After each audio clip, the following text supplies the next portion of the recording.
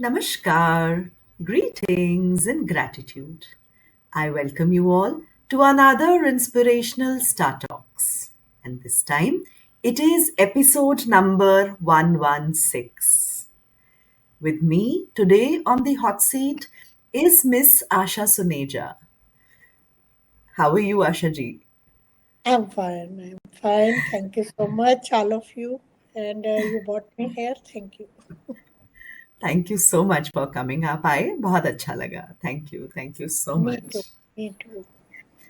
Asha Suneja ji is a spiritual person. She has been a teacher as well, and now she's looking out for the true purpose of life and following Anand Murthy Gurumaa. This is so wonderful. ये बहुत अच्छा लगा जान के, और इसीलिए मैं चाहती थी आप आए और हमें और भी बहुत कुछ बातें बताएं. आप टीचिंग में रह चुके हैं. आपके शिक्षण के अनुभव ने आपकी आध्यात्मिक यात्रा को कैसे आकार दिया? आप थोड़ा सा हमें बताइए. टीचिंग तो मेरा एक पैशन रहा. तो आई लव टीचिंग. मुझे टीचिंग में बहुत मतलब अच्छा लगता था. तो मैं एक मीडियम फैमिली से हूँ. एंड उसके बाद अपना ग्रेजुएशन एमए करके बीएड करके I started my journey. But मुझे जो स्पिरिचुअल फील्ड में लाया वो था कि मेरी फोबिया था डेथ को लेकर. बचपन से मुझे डेथ फोबिया बहुत था. और मुझे डर लगता था बहुत. तो उसके बाद अचानक से मैंने अपनी मदर को 25 साल की उम्र में खोया मैंने. ओके. एंड उस समय मुझे लगा कि हाँ, मृत्यु क्या होती है. तो क्वेश्चंस थे मन में कि क्यों जन्म होता है, क्यों हम मरते हैं, क्या ऐसा है जो चला जाता है कि व्यक्ति सामने है लेकिन वो कुछ नहीं कर सकता. तो ये सब चीज़ें मुझे इस तरफ शुरू से इंटरेस्ट था. देन कर्मकांड में बहुत करती थी. सब कुछ था जैसे लोग स्टार्टिंग में चलते हैं वो सब मेरे साथ था.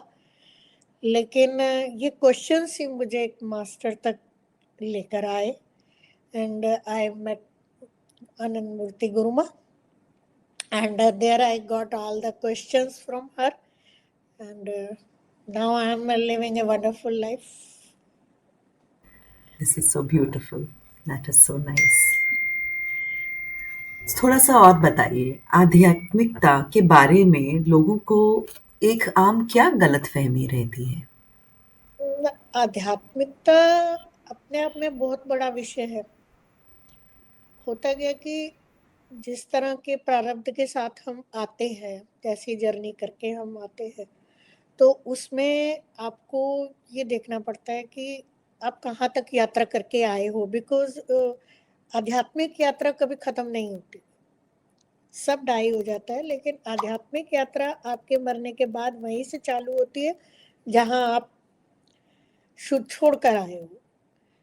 तो वहां से आपकी जिस तरह की यात्रा होगी वैसे आपको गुरु मिलेगा, वैसे आपका कर्मकांड का लेवल होगा. आपका जितना लेवल आपने अचीव किया आप उतना आप वहां से चल पड़ोगे. तो इसको करते करते आप जब एक गुरु से मिलते हैं then you really get the purpose of your life कि मेरा पर्पस क्या है. हम लोग प्रारब्ध लेकर अपना अपना आए हैं. प्रारब्ध चलता है और उस हिसाब से सब कुछ चलता रहता है. Ups and downs everyone faces that. लेकिन उसके बाद क्या होता है कि उसमें बहुत लोग टूट के बिखर जाते हैं. लेकिन अगर आपकी लाइफ में मास्टर है तो उन्हीं डिफिकल्टीज में आप बहुत कुछ निखर के आती हैं. तो मेरा ये मानना है कि एक गुरु के आने के बाद चीजें नहीं बदलती. हाँ, आपका पर्सपेक्टिव बदल जाता है. आपको एक व्यू मिलता है कि क्या सत्य है और क्या असत्य है. उसमें जब आपको रियल पता लग जाएगा कि आप जैसे गीता के माध्यम से चलो, वहाँ ये कहते हैं कि मन नहीं, मैं बुद्धि नहीं, मैं शरीर नहीं. तो धीरे धीरे ये सब सुनने से बड़ा ज्ञान सुनना एक अलग चीज है. हमने भी ज्ञान में 27 ईयर्स से मैं उनके साथ हूँ. पर आप ज्ञान को जीवन में कितना लाते हो वो बहुत मैटर करता है। तो जब आपका जीवन में ज्ञान उतर जाता है, तो धीरे-धीरे फिर सृष्टि, आपकी दृष्टि बदली और सृष्टि बदली। तो आप शुरू में जब तक गुरु नहीं मिलता तो आप दुनिया की तरफ ज़्यादा होते हो, दुनिया को ज़्यादा चेंज करना चाहते हो। बट जब एक ट्रू पर्पस आपके लाइफ का हो जाता है तो देन यू आप अपनी तरफ मुड़ते हो, है ना? तब सब चीज़ अपने में ही गलत दिखती है, देन आप अपने को ही बदलते हो, क्योंकि बाहर बदलने लायक कुछ है भी नहीं, क्योंकि बाहर तो देखो सब कुछ, सब अपना-अपना कर्म लेकर, अपना-अपना व्यवहार लेकर, अपना-अपना सब कुछ लेकर आए हैं, है ना? तो मतलब मैं कुछ भी ऐसा ज्ञान नहीं दे रही हूँ, मैं अपना एक्सपीरियंस वाला ही बता रही हूँ कि how I changed my life. तो बिल्कुल, उनके बिल्कुल। छोटे-छोटे टिप्स लेकर, मतलब मेडिटेशन में जाके, और ये भी है कि हैप्पीनेस भी आपको बाहर तो नहीं मिलती, वो तो अपने भीतर से ही मिलती है। तो आपका चार्जर पॉइंट कहाँ पर है? तो आपको सेम जगह, मतलब जो भी आप चला रहे हो, आपको चार्जिंग पॉइंट, तो meditation is compulsory, peace of mind is compulsory, and then happiness भी आपकी कंपल्सरी है। तो हैप्पीनेस की सोर्स जब पता लग गई तो फिर आपकी डिपेंडेंसी खत्म हो गई, एक्सपेक्टेशंस खत्म हो गई, डिज़ायर्स खत्म हो गए। तो now you are happy with yourself, and मैं ख्याल this is the true purpose, कि you feel connected with God. Wonderful. बिल्कुल ठीक। Thank you so much. क्या आप व्यक्तिगत अनुभव हमारे साथ शेयर कर सकते हैं जहां आपको गहरे जुड़ाव का अनुभव हुआ? हाँ, क्योंकि उसमें देखो बहुत सारे अनुभव हैं, मतलब अगर आप ईश्वर में विश्वास रखते हो, आपका समर्पण है और आपका निष्काम कर्म है, तो उसमें आप ये देखो कि आपके पास चमत्कार होते ही रहते हैं। मतलब god is not a form, it is in every human being, है ना? हर एक के अंदर एब्सोल्युटली। है। तो he is right there with you in form of human being, है ना? तो मेरे एब्सोल्युटली। साथ अभी रिसेंटली जो एक घटना मैं छोटी सी आपके साथ शेयर करूंगी, कि मेरा बड़ा बेटा मर्चेंट नेवी में जॉब करता है। तो अप्रैल में क्रूज पे उसको अपेंडिक्स का दर्द हुआ, और उसको वहीं पर एडमिट भी किया गया। और आप मानोगे कि देखो वहाँ फैमिली है, वाइफ है, बच्चा है, लेकिन उसको आधे घंटे के अंदर हॉस्पिटल में वो करने के लिए एयरलिफ्ट किया गया, एयरलिफ्ट करके लंदन हॉस्पिटल ले जाया गया।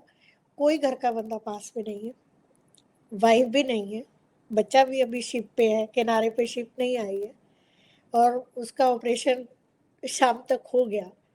तो मेरे लिए ये एक बहुत ही मतलब मिरेकल था, कि मतलब आप विश्वास करोगे इस बात पे कि ईश्वर हर जगह है रक्षा करने के लिए।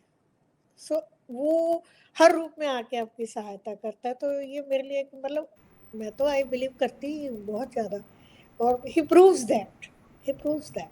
लेकिन मेरा जो ये एक्सपीरियंस है, कि मेरा ये मानना है कि ईश्वर जहाँ आपको ज़रूरत होगी ना, आपके पास जो सबसे पास में जो ह्यूमन बीइंग खड़ा होगा वो ईश्वर ही है।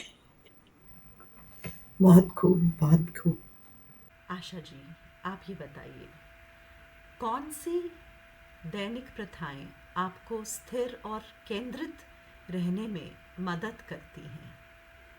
मेरा ये है कि मैं मॉर्निंग में उठ जाती हूँ अराउंड 6 o'clock, और उसके बाद अपना आरती वगैरह करने के बाद I use to do meditation, then I do yoga with Art of Living, and my mind is concentrated. मतलब बिकॉज आपको क्या होता है कि जब आपके पास लक्ष्य है कि मेरा लक्ष्य अब संसार नहीं है, मेरा लक्ष्य अब परमात्मा प्राप्ति की तरफ है और उधर ही जाना है मुझे, तो कंफ्यूजन नहीं है उसमें। तो आई जस्ट लिसन टू सत्संग, एंड मुझे अपना म्यूज़िक का बहुत शौक है, तो गाने सुनना बहुत शौक है। बचपन से मैं गानों की बहुत शौकीन रही हूँ, और उसके साथ-साथ चलते हैं then bhajans, then kirtans, and reading scriptures. So I spend my time. So my focus is, my time goes 5 to 6 hours in this field. So my mind is concentrated and I don't want to run anywhere. So this is the beautiful. मतलब, yes, मतलब मैंने when you आपको are सुना है। concentrated.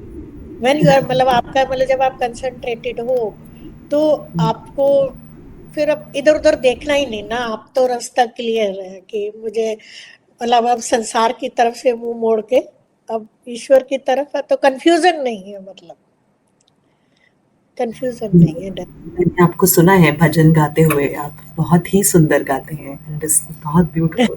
Thank you so much, thank you so much. आप ज्ञान और अंतर्ज्ञान के बीच के संबंध को कैसे देखते हो?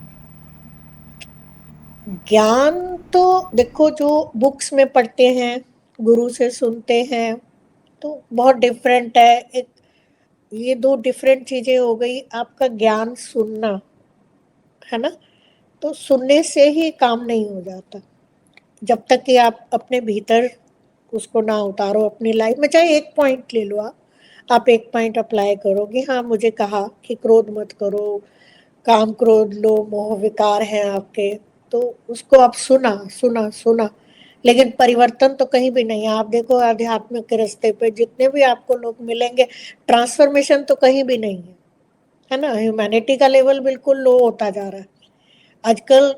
मैं ये मानती हूँ कि रिश्तों में भी अगर ले लो, तो रिश्तों में भी अगर आप ये देखोगे कि लेवल भी हटा दो, वाइफ हस्बैंड जो भी है आप, आध्यात्मिक मीन्स ह्यूमन बीइंग। आप अगर ह्यूमन बीइंग नहीं हो तो आध्यात्मिक होने का कोई फायदा भी नहीं है ना। तो आपने बस लेबल लगा लिया कि मैं आध्यात्मिक हूँ, बट चेंज अगर ट्रांसफॉर्मेशन अगर अंदर नहीं है तो कोई उसका मतलब यूज ही नहीं है। तो बस धीरे धीरे फिर अंतर ज्ञान में क्या होता है कि वो चीजें जो एक गुरु बता रहा है, तो ट्रांसफॉर्मेशन हैपन्स अंदर से ही होती है। जैसे जैसे आप मेडिटेशन करते जाते हो, जैसे जैसे आप इस रास्ते पे अपना समय देते हो, तो अपने आप से सब बदलता है। कि कोई ये कहे कि भाई ये बस बदल लूंगा, मैं क्रोध नहीं करूंगा, मैं लोभ नहीं करूंगा, तो मैंने कोई एफर्ट्स नहीं की कि मुझे बदलना है अपने आप को। बट हाँ, मैंने जो प्रैक्टिसेस अपनी, तो धीरे धीरे अपने आप सब बदलता चला गया। और ईश्वर कृपा भी कह सकते हो कि शायद उन्होंने मुझे चूज किया इस चीज के लिए, तो it helped me a lot. Wonderful, beautiful, wonderful. मेरा लास्ट क्वेश्चन है आपसे। शिक्षण के से अलग होने के बाद सफलता के प्रति आपका दृष्टिकोण कैसे बदल गया? शिक्षण से अलग होने के बाद डेफिनेटली मैंने उसके बाद 97 में मुझे मास्टर मिल गए थे, तो उसके बाद जो जो उन्होंने बताया अच्छा लगा, सुना। फिर मेडिटेशन की तरफ मैंने बहुत काम किया, तो उसके बदलने के बाद आई सरेंडर्ड। मुझे तो सरेंडर कर दिया मैंने, क्योंकि मुझे लगा था कि अपने करने से कुछ भी नहीं होता, सब प्रारब्ध है। जो कुछ भी हो रहा है, जो भी रिश्ते आपके पास है, जो भी आपके पास सब कुछ है, वो सब प्रारब्ध से आपको मिला। तो अपना लेट गो करना शुरू किया हर चीज को, है ना। क्योंकि माफ किए बिना आप आगे नहीं बढ़ सकते, माफ किए बिना आप मेडिटेशन में नहीं बैठ सकते। तो इन्हें वे जब आप माफ करते हो तो अपने को फ्री करते हो आप, तो वो बहुत जरूरी है, बहुत जरूरी है। तो किसी भी चीज को लंबे समय तक पकड़ के रखना, और फिर जब वो साथ होता है तो फिर डर भी खत्म हो जाता है कि वो साथ है। और तीसरा ये कि मरना है, जो मरता है वो शरीर मरता है, ये सीखा है ना। मन बुद्धि हमारी साथ में यही जाती है, जो मेरी आज मन की स्थिति है वो मेरे साथ जाएगी। यूसेबल बॉडी जिसको बोलो कि वो मेरे साथ जाएगी। तो जब मैं इस पे काम करूंगी तो आई कैन से कि मेरा अगला बर्थ भी अच्छा होगा। तो उससे दृष्टि बदलते बदलते बस ये है कि सृष्टि बदल गई। तो एक निष्काम कर्म में बहुत विश्वास रखती हूँ कि अब होता क्या है कि अब देना सीखो। होता है सबकी होती है कि मुझे मिले, प्यार मिले तो मैं दूंगा, रिस्पेक्ट मिले तो मैं दूंगा, लेकिन आप देना शुरू करो। मतलब यूनिवर्स भी आपको वही लौटाएगी जो आप देते हो। तो अगर आपने सही रहना है, पॉजिटिव रहो, तो definitely life becomes very easy. मतलब मुश्किल जो है वो हमने खुद बनाई है। तो वो एक बहुत जरूरी पॉइंट मैं सबको कहना चाहूंगी कि मेरा अपना पर्सनल एक्सपीरियंस है कि बर्डन लेके चलने से कुछ भी नहीं होता। क्योंकि आपको जो होना है वो होके रहेगा, और आपको मानो चाहे नहीं मानो आपको एक्सेप्ट करना ही पड़ेगा। अब उसको चाहे रो के करो, चाहे हँस के करो, लेकिन बाद में आपको लगेगा कि हाँ, जो हुआ अच्छा हुआ। आज मैं अगर पास्ट लाइफ देखती हूँ, तो मैं कह सकती हूँ कि मेरे साथ जो हुआ अच्छा हुआ, अगर वो नहीं होता तो आज मैं यहाँ नहीं होती। तो वो एक मतलब मुझे सफलता मेरी यही है कि जब आप पॉजिटिव हो गए, नेगेटिविटी से बाहर निकले, तो काम अपने आप बनते चले जाते हैं, तो उसमें फिर एफर्ट्स नहीं लगता। और निष्काम कर्म में बहुत विश्वास है कि आप करो, चाहे सामने वाला गलत भी है, मतलब लग रहा है कि सामने वाला आपको कर रहा है, बट आप अपना एफर्ट्स डाल के चलते चलो, you keep going, you keep going. That is easy माने journey, very beautiful, beautiful state of mind. हाँ, आपने एक चीज बोली, लेट गो। यस। अगर आपके साथ गलत हुआ है तो कई बार आप सोचते हैं कि मेरे साथ ठीक नहीं हुआ, किसी ने ठीक नहीं किया, तो मैं क्यों उसके साथ ठीक करूं। तो उसके बारे में आपका क्या कहना है? एक्चुअली में उसमें फिर ये आ जाता है कि अगर आप कहते हो कि ईश्वर सब में है, आप मानते हो, क्योंकि ये एक बार मेरे चाचा जी ने मुझे एक छोटा सा पॉइंट दिया था जो मुझे बहुत अच्छा लगा था, कि था काफी चीज।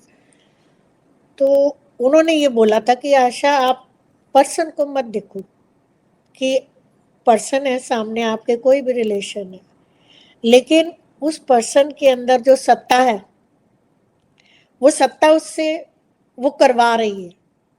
तो आप उस ईश्वरीय तत्व को देखो, है ना, जो वो चाहे अच्छा कर रहा है तो वो इंसान हमारे लिए अच्छा है, लेकिन बुरा कर रहा है तो वो हमारे लिए बुरा है। लेकिन वो क्यों बुरा कर रहा है? बिकॉज ऑफ माई प्रारब्ध, है ना। तो जैसे ही आप माफ कर दो, तो this is soul to soul connection, soul to soul. तो बस आपने माफ कर दिया, हो गया। और रात को अपना सोने से पहले गलती करी है तो माफी मांग लो, और अगर किसी ने गलत किया तो उसको माफ करो और आगे बढ़ो। तो ये मुझे बहुत अच्छा लगा कि वाकई में आप देखो, राम का जीवन देख लो, कृष्ण का जीवन देख लो। राम के जीवन में भी मंथरा आई थी बुरी बन के, बट वो उसके बेटरमेंट के लिए आई थी। तो ये सब ईश्वर का रचाया हुआ खेल है। और इसमें एक चीज मैं और जोड़ना चाहूंगी कि जो जीवन है ना, एक पिक्चर की तरह, इसमें मूवी ऑलरेडी रिटर्न हो चुकी है और वो चल रही है मूवी। तो जिस तरह से मूवी में आप किसी को बटन नहीं कर सकते हो, मतलब रोक नहीं सकते हो, जो कुछ होना है वो होना ही होना है। सो आप दृष्टा बन के रहो, see your life, because things are changing every minute things are changing. And उसमें फिर आपका यही है कि आप देखते चलो, आएगी बदल जाएगी, सुख आएगा दुख में बदल जाएगा, दुख आएगा सुख में बदल जाएगा, मान आएगा अपमान में बदल जाएगा। तो ये तो खेल चलता रहेगा, मतलब इसका तो नॉन स्टॉप जर्नी है। अगर आप अपने आप को मतलब मेंटली स्टेबल करके नहीं चलोगे तो वेरी डिफिकल्ट, वेरी डिफिकल्ट। थोड़ा सा समझाइए प्रारब्ध के बारे में। प्रारब्ध ये है कि लोग ये मानते हैं कि एक ही जन्म होता है, लेकिन हमारे मास्टर से हमने सीखा कि हम कितने लाखों जन्म ले चुके हैं। लाखों जन्म में हम कितने माँ बाप बनाए, कितने भाई बहन बनाए, कितने कर्माज हमने किए। So what we are having, हम लोग अपने ही डिजायर्स जो हमारी पूरी नहीं हुई, बिकॉज भगवान को एक कल्प वृक्ष माना जाता है। मतलब व्यक्ति के पास एक ऐसी शक्ति है कि वो एक कल्प वृक्ष के नीचे रहता है, वो जो सोचता है वो होता है, और ईश्वर देता भी है, ईश्वर देता भी है। तो वी शुड बी अवेयर कि हम उससे क्या मांग रहे हैं। तो जितनी इच्छाएं हमारी जब रह जाती हैं, या जितने हम लोग अपने सपने पूरे नहीं कर पाते, उनको पूरा करने के लिए भगवान फिर से हमें नया शरीर देता है कि जाओ बेटा फिर से खेलो जाके। बट हाँ, ईश्वर तब तक जन्म देता रहता है जब तक आप अपनी उसको प्राप्त करने की तरफ नहीं जाते हो। तो बेसिक तो जन्म लेने का पर्पज यही है कि आप अपने सत्य को पहचान पाओ कि मैं ही सच्चिदानंद स्वरूप हूँ, है ना। भगवान कोई बाहर ढूंढने की चीज नहीं है। तो वो तो मेरे अंदर भीतर है, बट जैसे ही मैं मन को हटाती हूँ, शरीर को हटाती हूँ, अब मेडिटेशन की डीपेस्ट फीलिंग क्या है कि मन गया, शरीर गया, और आप थॉटलेस हो गए, तो बस वो हाजिर नाजिर है। तो ईश्वर से मिलना भी कोई मुश्किल नहीं है। उसमें भी ये है कि आप जब जरा गर्दन झुकाई देख ली तस्वीरें यार, है ना? तो ईश्वर हाजिर नाजिर है, मुंह मैंने मोड़ा हुआ क्योंकि ज्ञान नहीं है। ज्ञान हो जाए तो और प्रैक्टिस हो जाए तो फिर तो जीवन में बहार ही बहार है। ब्यूटीफुल, बहुत सुंदर, बहुत अच्छा लगा आप आज आए स्टॉर टॉक्स पे। Thank you so much for coming. Thank you. और आपने हमें इतनी अच्छी बातें बताई। बिल्कुल बिल्कुल, हम अपने thank you so much for follow you all. करेंगे इन सब बातों को। Thank you so much for you all. I would like to sing one bhajan. Wonderful, yes. तेरा हाथ जिसने पकड़ा वो रहा न बेसहारा। तेरा हाथ जिसने पकड़ा वो रहा न बेसहारा। दरिया में डूब कर भी उसे मिल गया किनारा। तेरा हाथ जिसने पकड़ा वो रहा न बेसहारा। Thank you so much. Wonderful, बिल्कुल बिल्कुल ठीक कहा आपने। Wonderful, beautiful, thank you so much for coming. All of you, thank you all of you. Thank you, my dear audience, for being with us in this lovely conversation today. I will come back with another personality who has inspired my life. Till then, see you. Bye. Bye, ma'am.